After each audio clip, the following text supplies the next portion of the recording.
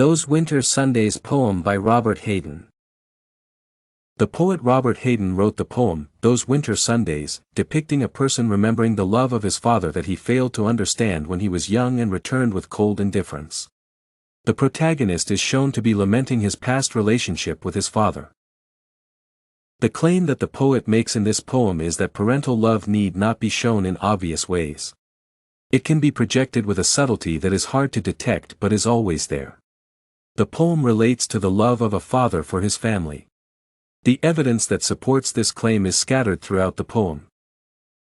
Firstly, in the first stanza, the poet depicts the father waking up before daybreak to brave the frigid cold of the morning to go out and chop wood in order to light a fire in his house.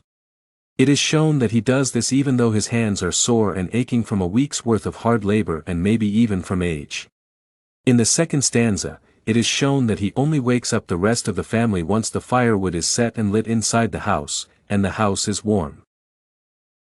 Finally, the poet gives a very obvious token of the father's love by telling us that he even polished the son's shoes before waking him up. It is depicted that all of this is done by the father without asking for help from anyone and that the child is unaware of the intensity of emotions that drive the father to sacrifice his own comfort and sees that his actions are only a necessary duty. This claim differs from the personalities of different fathers but can be considered a universal claim. This is because fathers, being men and traditionally the ones who hold the responsibilities of safety and provision for the family, tend not to be open about their feelings for others, and usually express themselves in indirect, less vocal ways. My own father works day and night.